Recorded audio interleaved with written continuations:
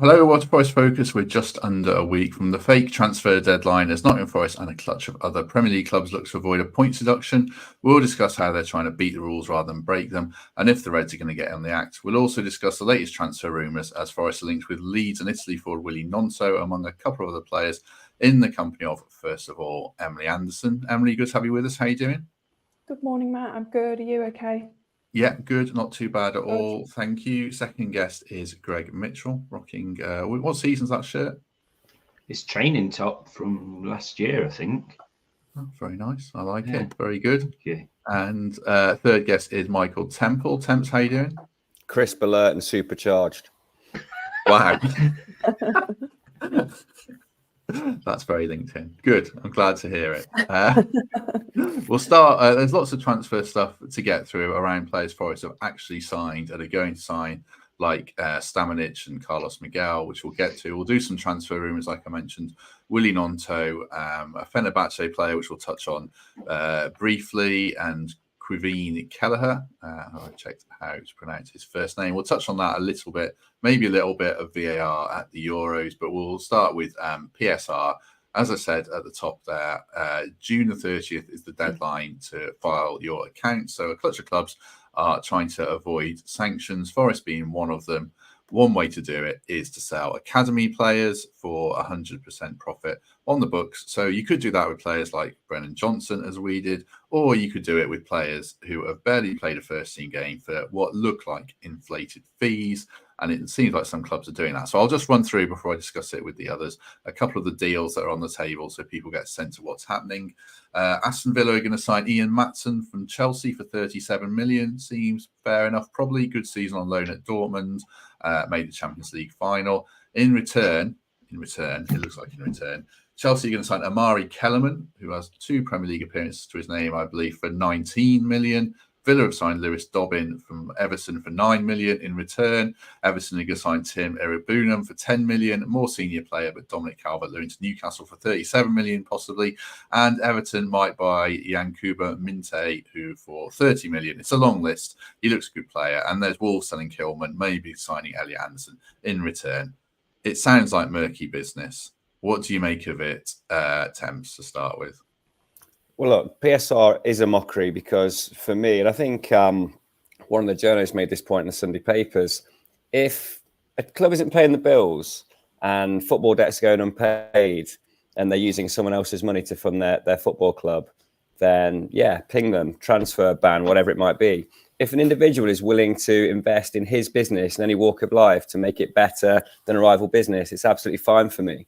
So what we're seeing is a set of rules being established and intelligent Premier League clubs, lawyers, administrators trying to find a way around them because they're ridiculous.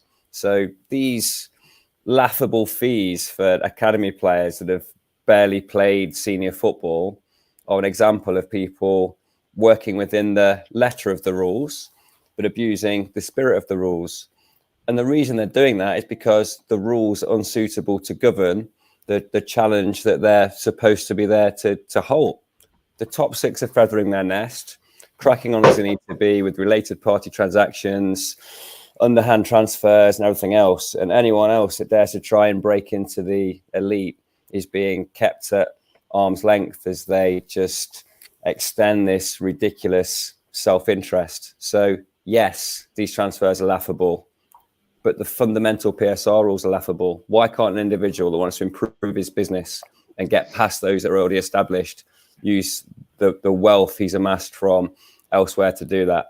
I think that's what's leading us to this point. And whatever rules are laid down by the Premier League, there'll be a series of individuals quickly working out a workaround. And that's what we're seeing now.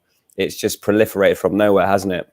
This wasn't a thing a season ago, 2 seasons ago. And now we're seeing academy lads shifted around like pawns for 25 million quid. It's ridiculous, but it's because PSR is ridiculous. And it's stopping individuals like Evangelos Marinakis pumping cash into his own club to make it better than those that he plays against. Forest are sort of in on the act, Greg. Fabrizio Romano saying we're linked, or we're going to bid 4 million for Lamare Bogarde, who plays for Villa, who played on loan for Bristol Rovers last season, a defensive midfielder who's 20. it's a lower fee. But are you thinking the Forest need to get involved in this? Let's do our part and get over the line by hook or by crook. Definitely. The rules are there to be twisted every single year, aren't they? And I'm sure next year this will be quashed and you won't be able to do it. So you've got to get on board whilst you can. I think we're a little bit late to the party, but it'll be a relief to know if we do it, because if we don't, we'll be left behind. And the noises that are coming out of the club about showing email trains and saying that we're going to sell players, but just not before the deadline, that ain't going to work. That's not going to save us from points deductions, like showing a bit of willing. We proved that last year with the Johnson sale. So the only way to get around it is to get involved with the rest of them, and better late than never. Hopefully that comes. The only issue on our side really is there's not, well, from what I'm aware, there's not huge value in our academy at the minute. So yeah, buying a few for 4 or 5 million, hopefully we can move a couple to those kinds of clubs as well. But we'll see. If that's the only way, we need to get on board soon because we're running out of days. Yeah, as Pete says in the comments, who are we going to sell to Villa? Like Greg said there. I mean, there is like Joe Gardner, Joe Powell, Dale Taylor, who's a Northern Ireland international, who I would imagine is worth decent money. Asapra Song. I suppose there's players there, Emily. Would you feel a bit sorry for these young kids, or is it a necessary evil? Yeah, it's a really awkward. It's such an awkward thing to talk about, isn't it? And I would feel really sad for the academy players if they used as pawns in this. And Greg's right. It's hard to sort of come up with names that you think, oh yeah, they'd be a good one to sell on, because none of them are really even making it into our matchday squads, are they? Let alone getting any first team minutes. And it's been a while since we've seen the likes of Brennan Johnson shining or that sort of player. So yeah, it doesn't sit right with me. But as what Greg and Temps has said, you know, while Forest is still able to do it, they might as well do it, because that loophole will most likely be closed by this time next year. But it doesn't sit comfortably with me, put it that way. No, I should say Joe Worrell's another one who's probably going to go, obviously much more senior, but links with Sheffield United and Coventry, although the Coventry interests on loan, so I don't think that will happen. Do you think, like Emily said there, Temps, the Premier League's going to move quickly to close this now, and it's probably a one summer thing, and it doesn't really matter? I think Greg Orme saying in the comments, it doesn't really matter how much our young players are actually worth, because it's what people will pay in a bogus market, really. Yeah, I mean, it's you've got to combine all of these strands, right? So player trading is legitimately going to be a positive thing because of this reprofiling, signing lads under 25, finding them from less developed markets like South America at this moment in time, with a view to selling them on in 2, 3, 4 years' time, or finding a golden boy that they can chuck out for tens of millions once a season. Price rises, which we've spoken about before. What's it going to cost for a Forest shirt when they're released this year? But all of these things are designed to raise income so that we can spend 70% of our turnover on player wages, because that's the new rule. So a lot of those things aren't really going to move the needle. I think when we spoke about price rises, it's a drop in the ocean compared to what it's going to cost to sign or sell a player to a major European club. So all these streams, all these things are being put in place in a relatively short period of time. But we've got to get used to this 2-tier player trading thing. One, to get guys in and out of the first team, and one, to use them as blunt commodities to be shifted around the board to allow us to comply with PSR. We've just signed the fella and then bombed him out to Olympiacos on loan. I think I'm right in saying he'd already had a medical at Coventry before finance was used to put him into this scenario where he signs for someone, waves a scarf in the stand and gets the next flight to Greece. So yeah, it is laughable. It does make a bit of a mockery, but it's here to stay until the loopholes are closed and a new, what's the word? Management scheme workaround is found to gain a short-term advantage. I don't like it, but we can all see what's happening, and the Premier League can only react to the tactics that are used to circumvent it. No, I mean, I agree with what everyone said. I do hate it, but I think Forest should do it. rather they did this than got a points deduction or sold Murillo, which I still think they probably might well end up doing as the week winds down. We've got 6 days before then. It's a bit depressing though, isn't it, Greg, all this stuff? The way we started a podcast talking about PSR loopholes and nonsense like that, and it feels like the Premier League is a bit of a miserable, cynical beast that's only getting worse. I don't think they know where the rules are going, do they? I think it's such a complete mess. They've lost track completely, and it's just, I don't know where they're going with it. I don't trust they know where they're going with it, but it is what it is. We're still not on the same playing field as the rest of the Premier League just because of how long we've been in there, and that's always been the biggest bugbearer of mine. But yeah, we are where we are, and hopefully we can bend the rules enough to get away with it, because that seems to be the way that the sport's going at the top now. See which way you can bend them and see which way you can get away. I mean, look, Chelsea over the past few years, what they've done compared to the clubs that have been punished is just unbelievable.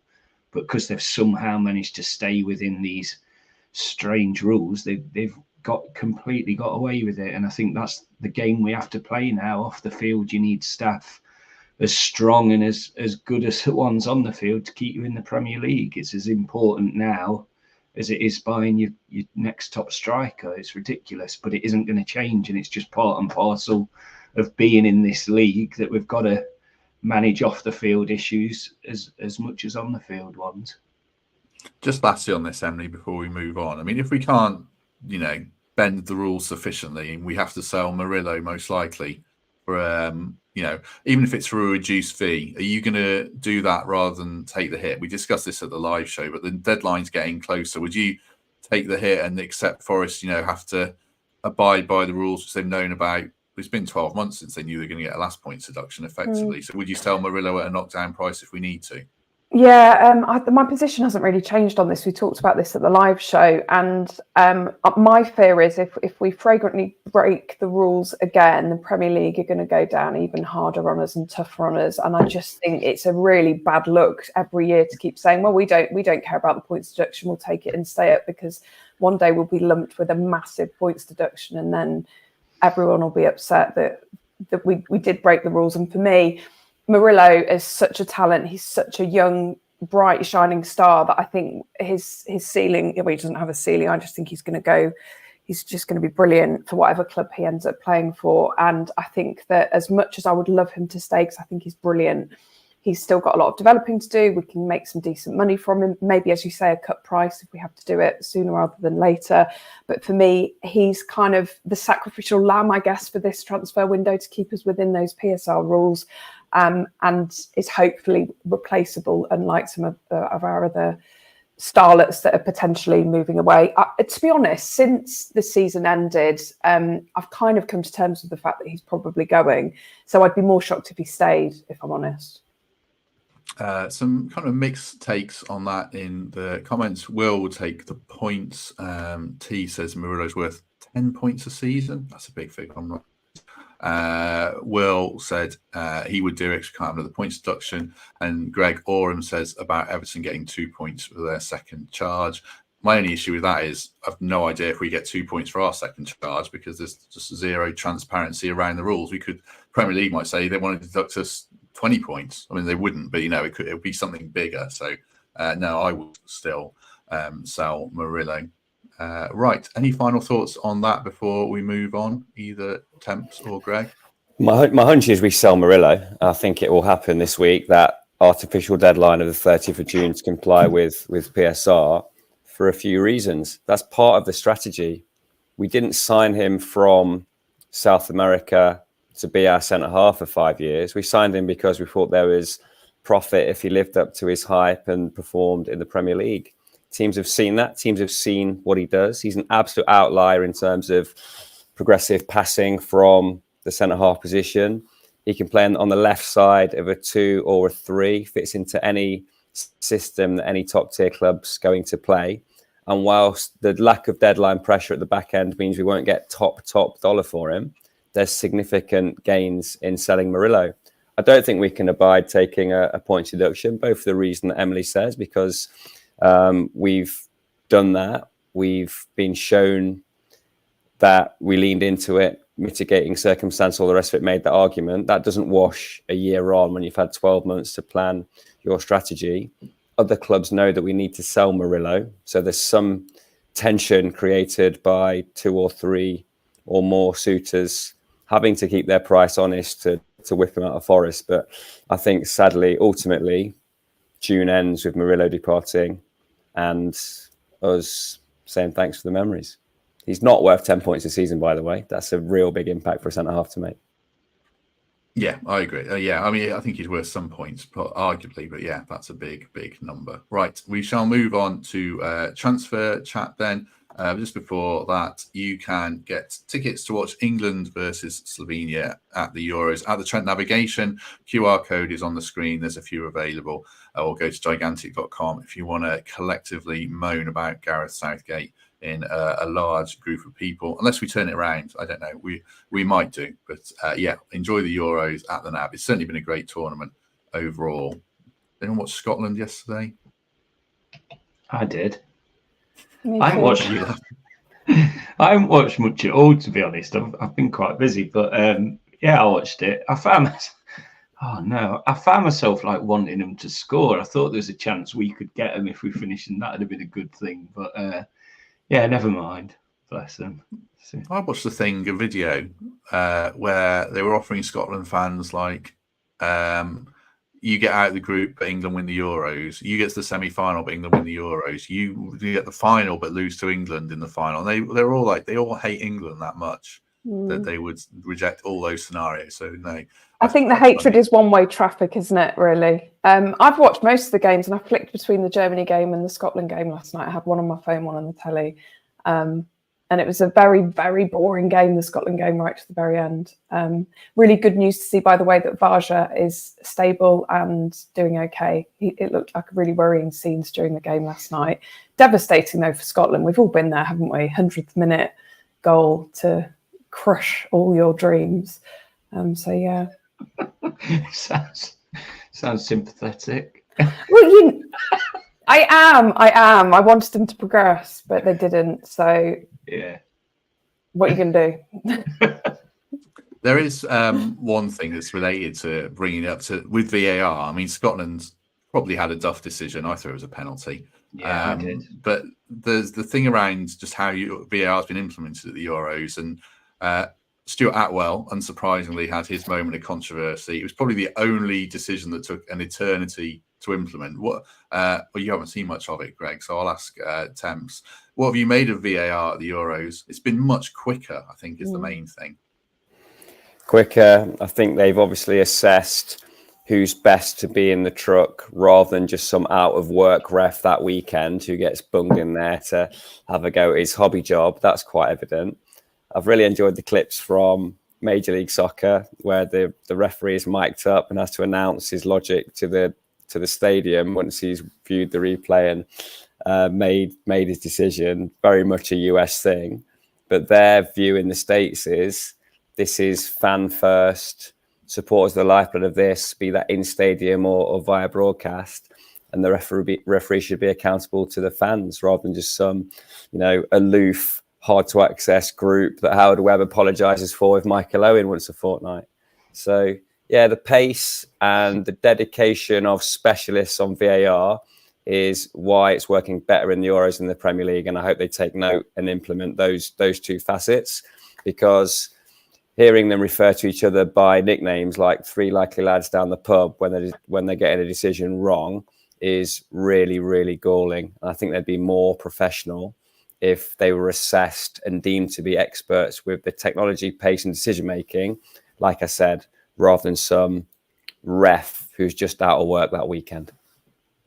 Yeah, there was a good example of it in one of the Germany games, and I can't remember who it was, where it looked like he potentially fouled the guy in the build-up to the goal, but they made a quick decision, and I actually thought it was a foul, Emily. But if they make it quicker, does it take away, A, some of the controversy, and B, some of the kind of emotion that just builds up and people might be more on board with it?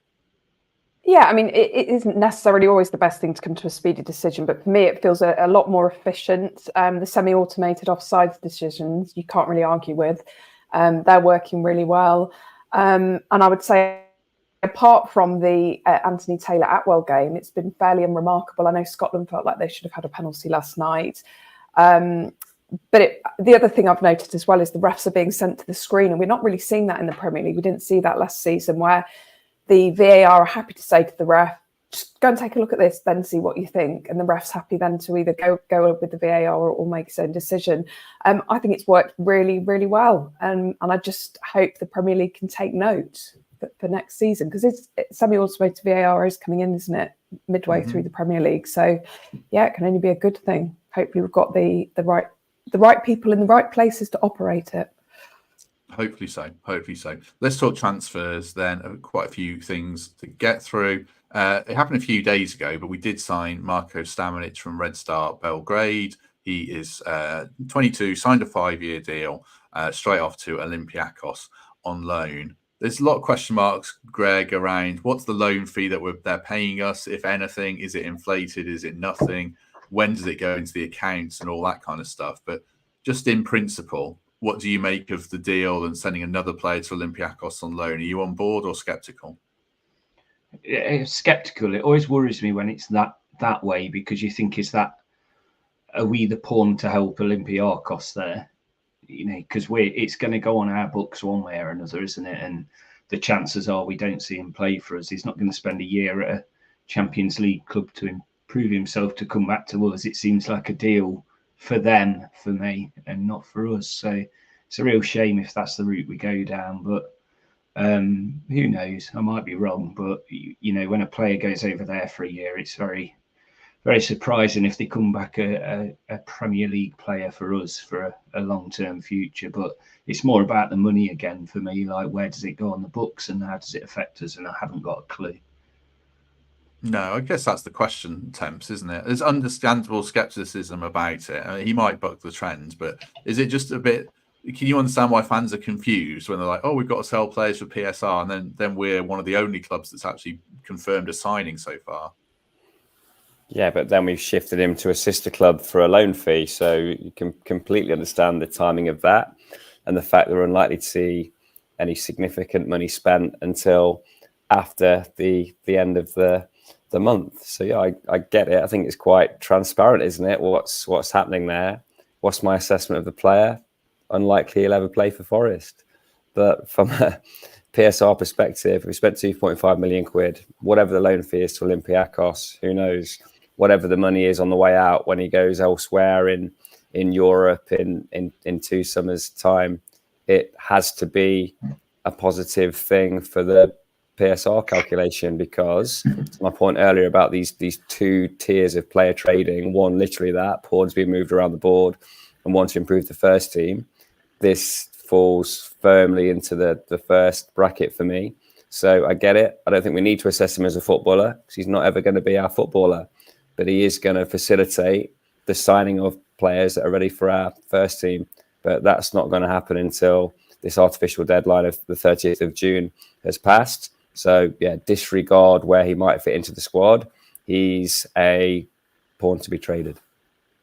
I suppose, yeah, the loan fee is the question, isn't it? That we'd probably need answers to and probably won't get, of how big or how little it is, or if it exists or not. From a football point of view, Emily, do you think he might buck the trends? Because I haven't seen much of the lad, but he's 22. He's played quite a lot of European football. The fact he was good, Pete said this last week, so I'm seeing his point. The fact he almost went to Coventry is actually kind of encouraging, because they are good at spotting players. They signed Hamer, Gyökeres, Elias Sims from Everton, and Haji Wright, who all had good seasons for them. So maybe he might buck the trend, or it's just, you know, understandable cynicism from failed previous deals. I think the cynic in me just suggests that, like Temp said, I don't think we're ever going to see him in a Forest shirt. And I'm sure I'm not the only person in saying this, that I don't really care about players we sign to send on loan. Like, I have zero interest in that. I want to know who's going to start in our 11 every Saturday afternoon.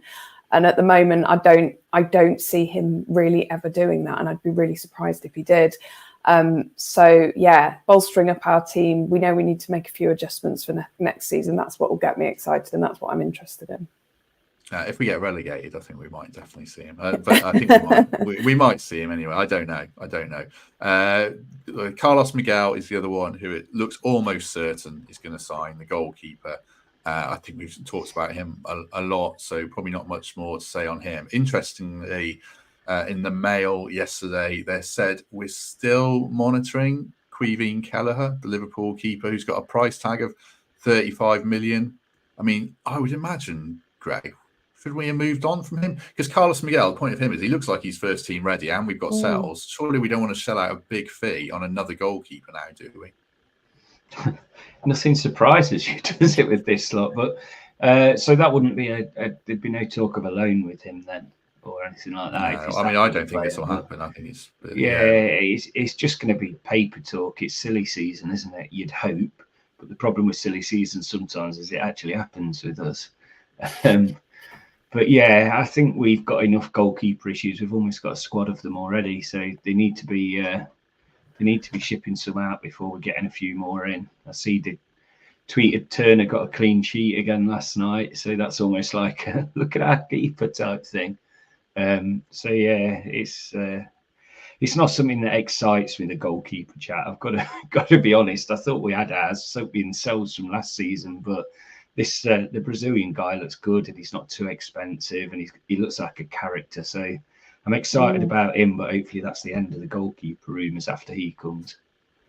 Yeah. I mean, I don't think this Kelleher one will happen. We probably do need one other keeper, but I mean, I hope it's another like Wayne Hennessy type proper third choice striker. And I was going to mention Turner as well because he kept clean sheet in the Copa America last night. So well done against Bolivia. Is that what it was? The tournament? I can't even remember what the tournament was actually. I didn't play in that. He kept clean sheet last night for America. Well done, Matt Turner, is what we'll say. So yeah. And another bit of fanciful, probably transfer talk is Jayden Ooseterwolde from Fenberbahce, 13 million.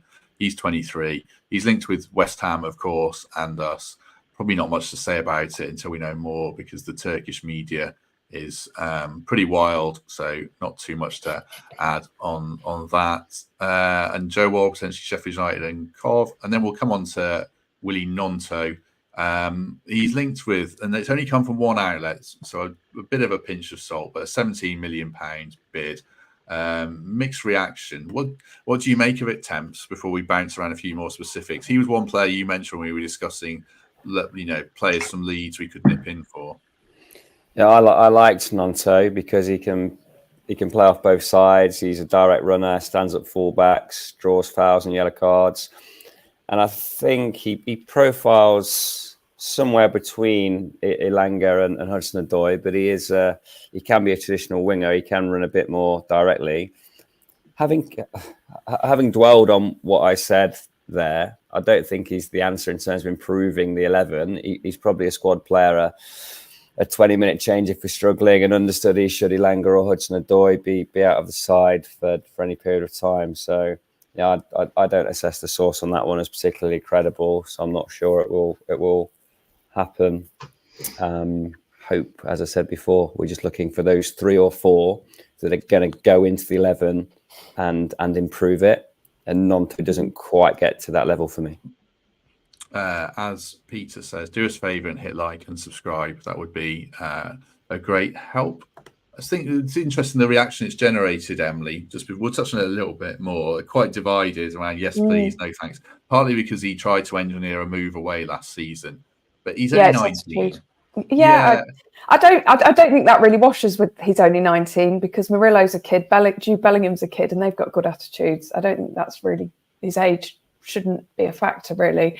I don't think he'll improve our side. I don't think it's an area of the pitch that we need to strengthen. My only worry is, are we looking at him because possibly Callum Hudson-Odoi's going somewhere else and that he sort of will fit into that role? I think he's a great player for Leeds. He's unique in the way he plays. If he comes into our side, great, but I just don't see him being an upgrade on anyone we've already got. Just to add to that, Emily, I think that's one of my fears that Callum Hudson-Odoi gets whipped. He's a player that we don't want to sell. He's a player that's going to attract offers from mid-table, top 12 Premier League clubs, and potentially a bench warmer on the fringes of those that have qualified for European competition. So I see us being tested, our resolve being tested in terms of bids coming in for Callum Hudson-Odoi, and he's going to have an interesting choice to make because he knows his role. He's a luxury player is a bit unfair, but he's certainly given license in a relatively struggling side, and he's done extremely well for Forest. Or does he want to accept he's not going to have quite the minutes and be somewhere where the outlook is a bit more ambitious and the starting point is a bit more settled, bigger squad, slightly better players around him? So I think Forest and Callum could have a bit of a choice to make. But echo Emily's sentiment, really hope he stays, improved the club a lot, come on no end over the course of last season, now worth far more than what we paid for him. And I hope he's one we're able to hang on to.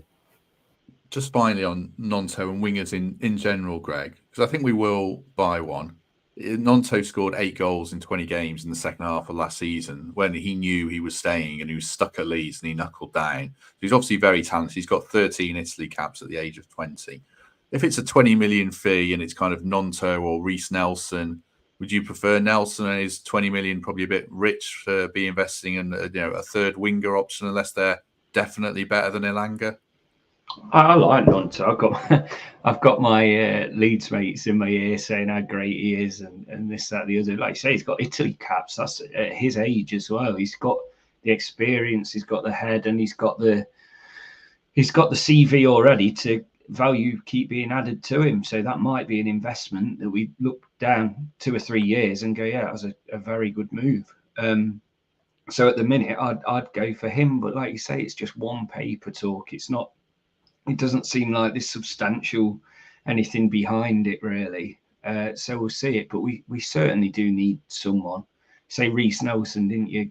Great player. Like, these are the type of players we should be looking at to improve our squad. So it's not like he's rubbish or he's that. We should go for this guy. These are the names we need to be linked with to be able to progress up that league a few spaces, which is obviously the aim for next season. The only hard thing about it is how much we're allowed to spend. I'm sure the owner would love to come in and spend 50 million on one player. He'd do that tomorrow if he could, but we know we can't. So I just hope the team behind the signings are really thinking about this, and the players that keep the noises of the players we want to sign seem to me to be the players that we should be signing. So that's the best sign for me.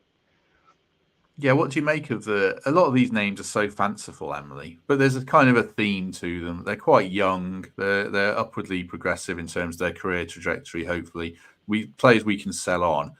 Are they the kind of player that you want us to buy primarily this summer then?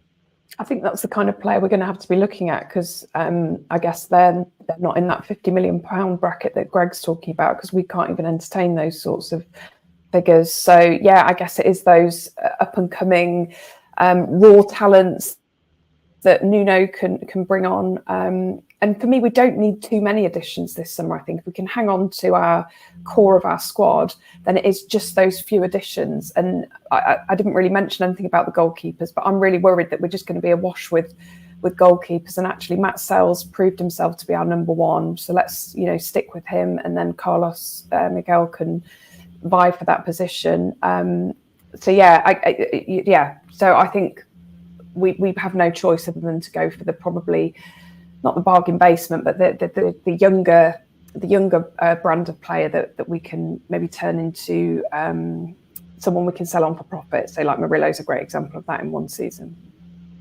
Do you think Carlos Miguel's in the team by the first international break, Temps? Or getting a bit giddy with myself, ahead of myself there?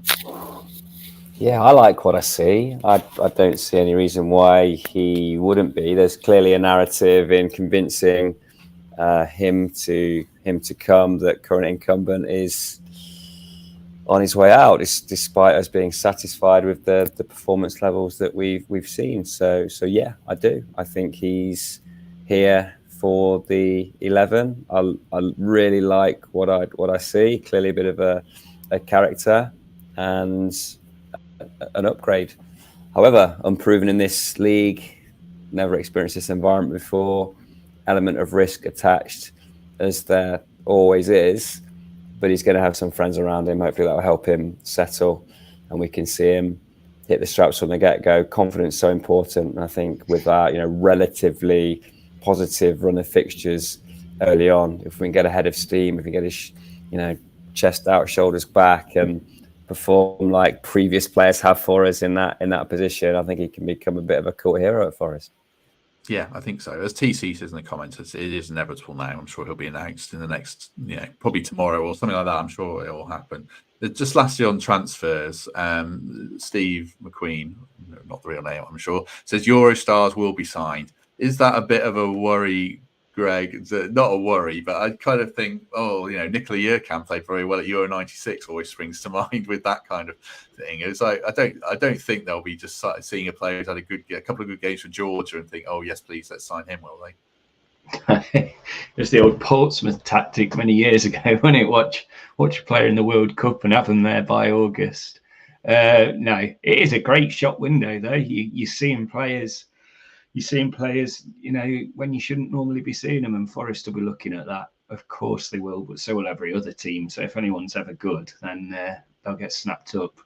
But I know we'll be looking. That's half the excitement of this summer. You just have to ride with it, don't you, and see what we get. I haven't seen many, to be honest, this tournament from the bits I've watched that have absolutely lit it up yet. I want already at the good teams. So if they find someone, fair play to them. Well, it tells you a lot, doesn't it, that the current top goal scorer in the tournament is own goals, closely followed by Lukaku's goals ruled out by VAR. And also, talking about tournament players, how excited were we when Montiel signed for us the World Cup winner? And look how that ended. Yeah, I think that's the thing, isn't it? Let's trust the recruitment people who have signed some good players. Obviously, it's a real mixed bag, but yeah, around South America, they've earned the right, I guess, haven't they? See, Freuler set up the Swiss goal yesterday. Different player, anyhow. That worked well for both, though, that swap. But it's incredible how in a different system, how much better he was. It shows how what an inexact science is with attempts, I guess, with the recruitment, isn't it? Like players, there's a lot of context. I know Cooper always said there's a lot of context around signings and timings, and it's so hard to get right. But the point I'm going to make is the pressure is really on that we have to get it right this summer because financially there's no room to play with, and we can't blow it this summer. Otherwise, it will create a snowball effect for future windows. That's what worries me. I don't think we will. I think as we've recruited more and more people to that department, if you like, with a role being not coaching, not trying to manage the team itself, just trying to get the right bodies to the football club. That brings with it a different network, but also an element of science. So rather than just writing a list of 5 players that have caught your eye at the Euros, writing a list of 5 attributes which you can search for a particular position. So, without wanting to sound like have a go Harry on Football Manager, trying to find a winger with pace, creativity and dribbling does happen now in real life. Those databases are there that spit out the players of the type that you want to buy rather than you just pulling names out of the sky from the site test, and then you scout them and back it up and think about their character and everything else. And it works in both directions. If you want a young, progressive centre-back who's going to be comfortable playing long balls, has a relative weakness in the air and looks like he's got super high potential, then Murillo's name's going to get spat out. If you're looking for an affordable winger who wants Premier League game time at a club becoming more established, then Reece Nelson and Gnonto have their names spat out. So I just hope it's more considered and in that manner rather than playing fantasy football, watching the Euros and picking out a fella who's played above himself for 3 rounds of a group stage against relatively weak opposition, or just played above himself. It's just too short a sample to keep an eye on. I'd probably respect watching someone for a season in Brazil more than 3 weeks at the Euros. So that would be my hope. I think it's my expectation as well. I think Forest's scouting and recruitment network has matured immeasurably over the last year, 18 months. We're starting to see some of the signings we've spotted that others haven't. Hudson-Odoi, Murillo, potentially this keeper as well. And I think that bodes really, really well. Yeah, good point. I think so. Apologies to Steve. It is his real name, Steve McQueen. So there you go. And there was one other point. Oh, yeah, Steve-O makes a good point as well. Just around trying to get players in earlier. It's so hard to do, but I think it makes a real difference if we can sign players and give them a pre-season with us. Last one before we probably go to any other business, Emily. You watched the Scotland. I didn't watch the Scotland game much, but Shea Adams.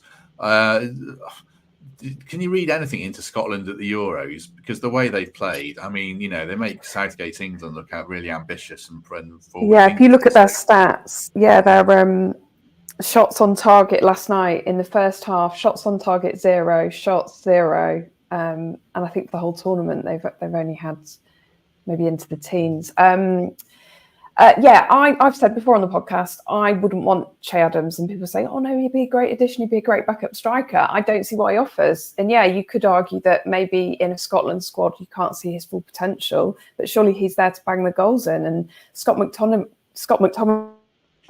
can whip a cross in, so why isn't he getting on the end of them? So for me, I hope this is the end of any chat about bringing in Che Adams. I just don't think he's Premier League standard. We shall see. I think he'll go elsewhere. So that Saudi money is pretty appealing. Right, just before we go to any other business, let me just give a word for our second sponsors this episode. Global Telemetrics, you will know by now. They are an award-winning vehicle tracking company who recovered £39.4 million worth of stolen vehicles last year. They will track your vehicle to customers' needs, from plant machinery to everyday cars and supercars. And this person on the graphic, I think, is an employee, not a thief. But they will work with a dedicated ground team available 365 days a year. So if your vehicle is nicked, they'll liaise with police and secure your vehicle quickly and safely. So thanks very much to them for their backing and for the prize they gave at the raffle. He might be a former thief and now an employee. Just go-to-turn gamekeeper really knows what to put into these devices to make them unbreakable, but probably not. I want answers now. I saw him as an employee, but now that's it. I'm just judging him. You want to know his background, his character motivation, his essence and backstory from that one photo. Might be like one of those poor fellas that plays a crim on Crime Watch and then gets spotted spooking people in the street 3 days later. It's only when you see him pop up in Doctors you realise it was just a job. I'll ask for his full bio and report back. Right. Any other business before we depart, Emily? No. Very good. Greg? Oh, does that mean I get extra then? Yeah, well, you can have my minute. Okay. Mull 2024.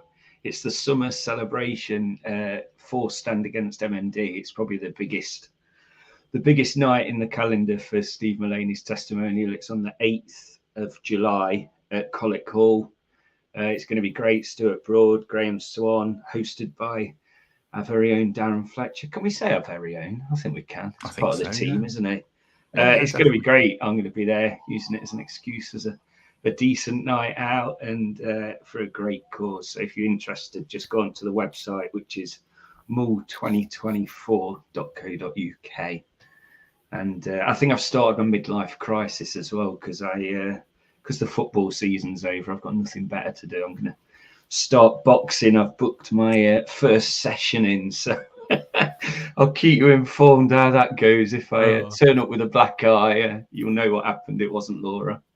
Got to form an orderly queue if you want to knock Greg Mitchell out. There you go. If that's not a made for the Trent Nav live event, I don't know what is. Greg Mitchell's blue collar boxing debut against, I don't know, an administrator from another podcast, a rival podcast, maybe. Here's my other business. Can we talk about when Emily wrangling Gary Birtles in the is Morgan Gibbs White unsaleable debate? Because I think she very eloquently but forcefully put him back in his place after a relatively outrageous statement about MGW. I thought that was first class. Gary had his supporters there. I'll have to, BBC it up for Emily and say that some people did agree with, what Gary was saying. Watch the live show if you haven't seen it. Gary versus Emily on Gibbs White. I must admit, I think the comments have been very, very good and very respectful on both sides. It seems they've, I think the majority were with Emily, but it's great that Gary got some support as well because some of the stuff he did say in that show was brilliant. I did disagree with him on that. I was definitely Team Emily, but some of the other stuff he spoke about had a lot of sense. So it was a great show.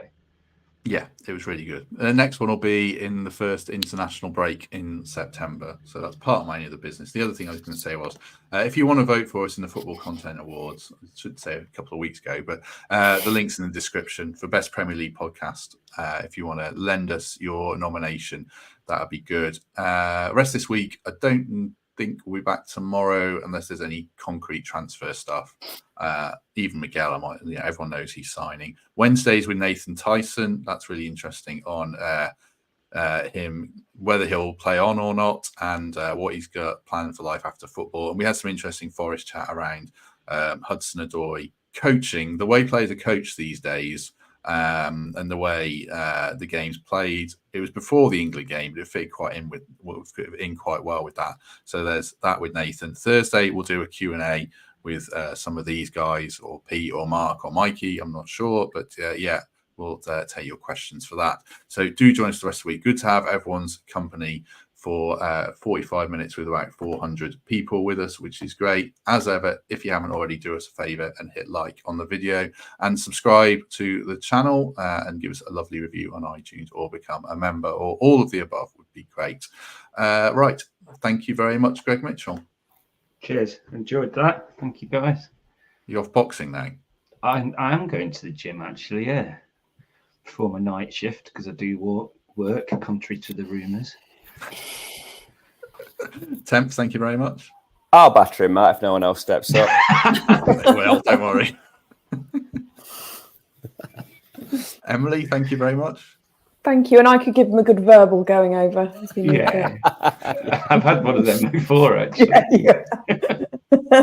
You might batter him as well in boxing. I don't know. Right. I've got a good left hook. Good to have everyone's company today. Have a good day. Enjoy the sun. It is insanely hot. But if we're not back tomorrow, we'll hopefully catch you on Wednesday. And if not, then we shall see you soon.